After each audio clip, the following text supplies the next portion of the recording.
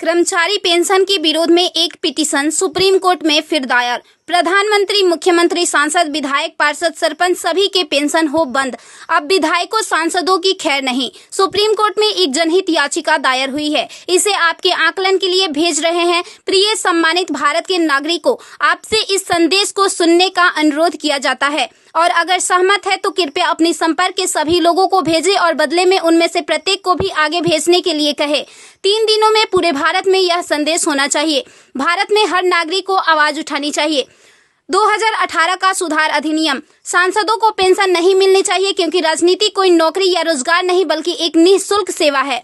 राजनीति लोक प्रतिनिधित्व अधिनियम के तहत एक चुनाव है। इसकी पुनर्निर्माण कर कोई सेवानिवृत्ति नहीं है, लेकिन उन्हें फिर से उसी स्थिति में फिर से चुना जा सकता है। वर्तमान में उन्हें पेंशन मिलती है सेवा के 5 साल होने पर। इसमें एक और बड़ी गड़बड़ी यह है कि अगर कोई व्यक्ति पहले पार्षद रहा हो, फिर विधायक बन जाए और फिर सांसद बन जाए तो उसे एक नहीं बल्कि 3-3 पेंशनें मिलती है। यह देश के नागरिकों के साथ बहुत बड़ा विश्वासघात है जो तुरंत बंद होना चाहिए। केंद्रीय वेतन आयोग के साथ संसद सदस्यों, सांसदों का वेतन भत्ता संशोधित किया जाना चाहिए और इनको इनकम टैक्स के दायरे में लाया जाए। वर्तमान में वे स्वयं के लिए मतदान करके मनमाने ढंग से अपने वेतन व भत्ते बढ़ा देते हैं और फिर उस समय सभी दलों के सुर एक हो जाते हैं। इसके उल्टा जो व्यक्ति अपने जीवन काल में 30 या 40 वर्षों तक शासकीय सेवा कर सेवानिवृत्त होता है, उसकी पेंशन बंद कर दिया जाता है। सांसदों को अपनी वर्तमान स्वास्थ्य देखभाल प्रणाली त्यागनी चाहिए और भारतीय जन स्वास्थ्य के समान स्वास्थ्य देखभाल प्रणाली में भाग लेना चाहिए। इलाज विदेश में नहीं, भारत में होना चाहिए। इनका अगर विदेश में करवाना है तो अपने खर्च से करवाए, अन्यथा मर जाए।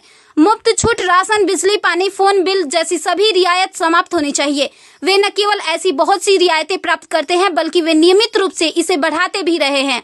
अपराधी नेताओं को चुनाव लड़ने से रोका जाए। संदिग्ध व्यक्तियों के साथ दंडित रिकॉर्ड, आपराधिक आरोप और दृढ़ संकल्प अतीत या वर्तमान को सांसद से प्रतिबंधित किया जाना चाहिए। कार्यालय में राजनेताओं के कारण होने वाली वित्तीय हानि उनके परिवारों, नामांकित व्यक्तियों, संपत्तियों से वसूल की जानी चाहिए।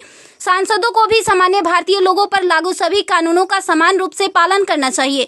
नागरिकों द्वारा एलपीजी गैस सब्सिडी का कोई समर्पण नहीं जब तक सांसदों और विधायकों को उपलब्ध सब्सिडी, संसद कैंटीन में सब्सिडी वाले भोजन सहित अन्य रियायतें वापस नहीं ले ली जाती।